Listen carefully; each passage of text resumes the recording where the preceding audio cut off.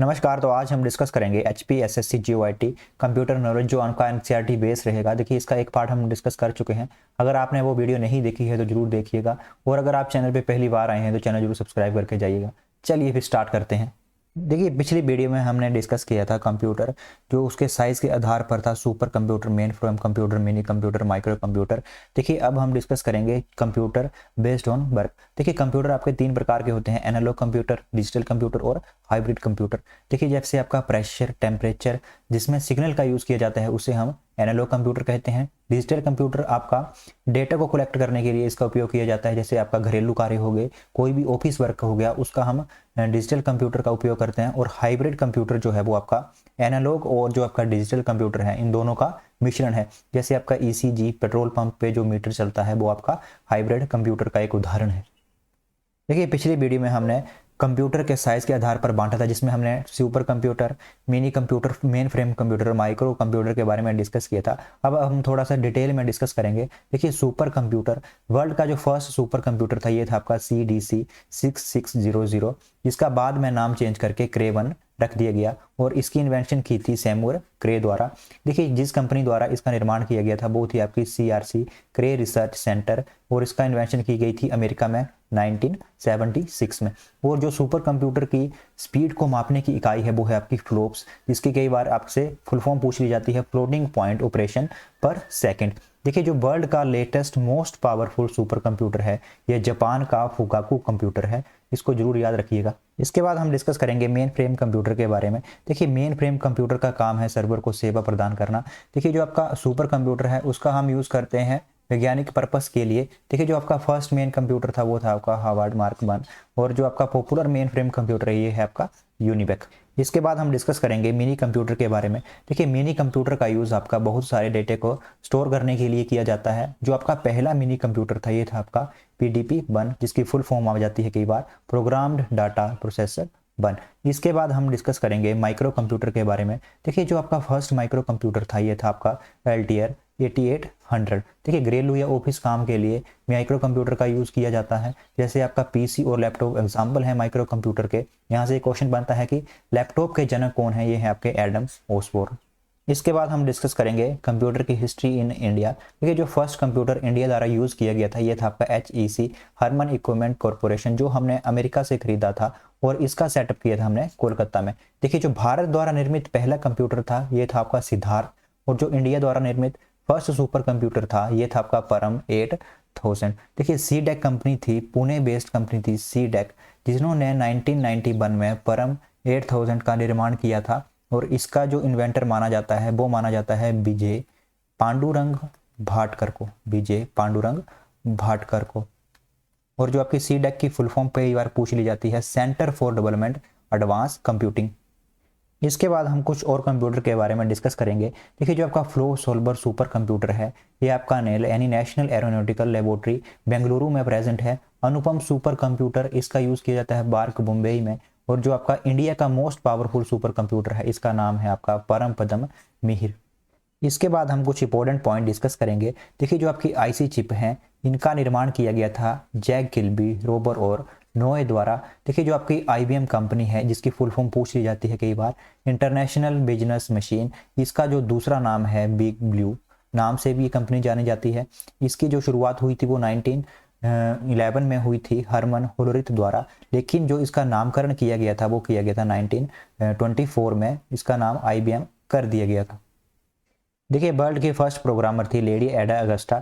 इसके बाद हम डिस्कस करेंगे मेमोरी के बारे में। देखिए मेमोरी क्या चीज़ है, मेमोरी आपके कंप्यूटर में स्टोर करके रखने वाले प्रत्येक इनपुट डाटा को हम क्या कहते हैं, मेमोरी। देखिए मेमोरी की जो यूनिट है वो हम मेजर करते हैं बिट, निबल, बाइट, KB, और ये सभी यूनिट जो है आपकी मेमोरी की यूनिट है।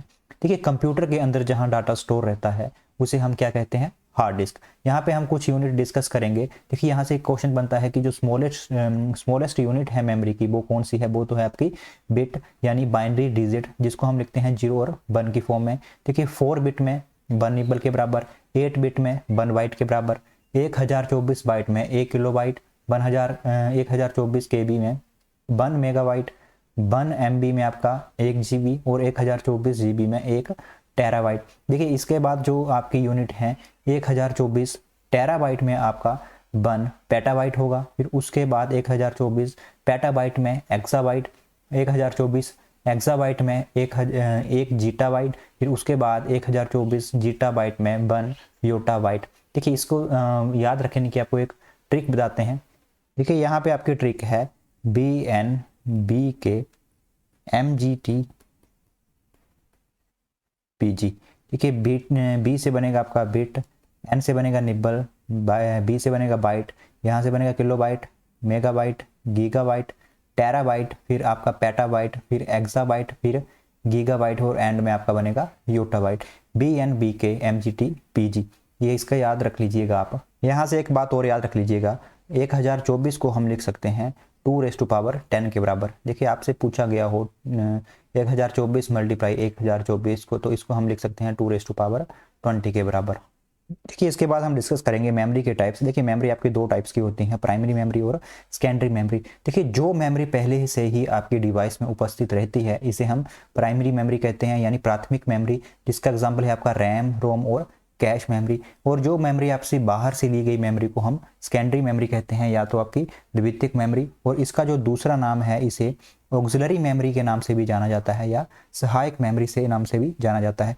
इसके एग्जांपल आगे आपके जैसे मेमोरी कार्ड हो गया, CD, फिर pen drive, hard disk, optical disc, BRD यानी blu ray disc, magnetic disk, cassette, VCR, ये सब जो है आपके सेकेंडरी मेमोरी के उदाहरण हैं।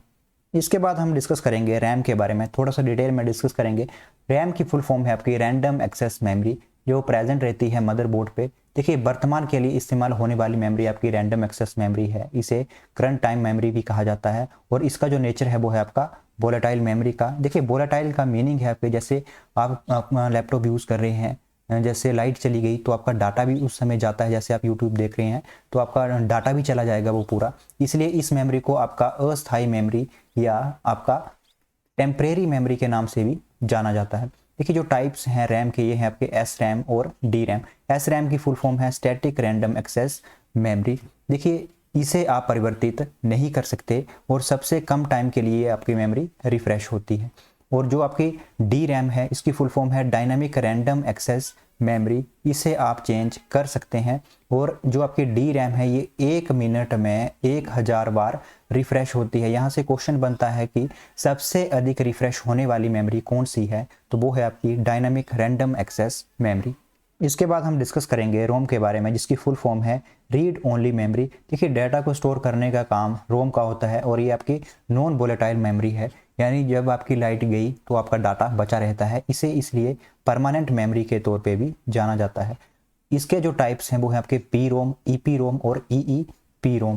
देखिए PROM की फुल फॉर्म पूछ ली जाती है programmable read only memory, EPROM की भी erasable programmable read only memory, और EEPROM electrically erasable programmable read only memory. इसकी फुल फॉर्म ध्यान में रखिएगा। देखिए इसके बाद हम PROM, EPROM और EEPROM इसके बारे में थोड़ा सा डिटेल में डिस्कस करेंगे। देखिए जो आपकी PROM है यानी प्रोग्रामेबल रीड ओनली मेमोरी, इसमें आपको डाटा को नहीं मिटाया जा सकता, ये आपका परमानेंट रहता है। EPROM में हम अल्ट्रावायलेट रेस की सहायता से डाटा को मिटाया जा सकता है। जैसे आपके डिस्क है उसे हमें सूर्य की रोशनी में 15-20 मिनट रखना पड़ेगा। अल्ट्रावायलेट रेस में थोड़ी सी लंबी प्रोसेस है ये, जिससे हम अपने डाटा को मिटा सकते हैं। और जो आपका EEPROM है इसमें आप विद्युत के जरिए डाटा को मिटाया जा सकता है। जैसे हमारे फ़ोन में जो भी मेमोरी यूज़ की जाती है वो आपकी EEPROM मेमोरी का यूज़ किया जाता है, जिससे हम अपनी फ़ोटोज़ वगैरह को आसानी से डिलीट कर सकते हैं। देखिए जो आपकी EEPROM है इसका जो दूसरा नाम है इसे E-Square PROM के नाम से भी जाना जाता है। और जो आपका पेन ड्राइव है, यहाँ से क्वेश्चन बनता है कि जो आपका पेन ड्राइव है वो किस टाइप की मेमोरी का आपका उदाहरण है, तो जो आपका पेन ड्राइव है वो EEPROM मेमोरी का उदाहरण है। तो यह है अंत इस वीडियो का। अगर वीडियो अच्छी लगी हो तो चैनल जरूर सब्सक्राइब करके जाइएगा, जुड़े रहिएगा योर गोल्ड स्टडी चैनल से। Do work hard, God bless you all.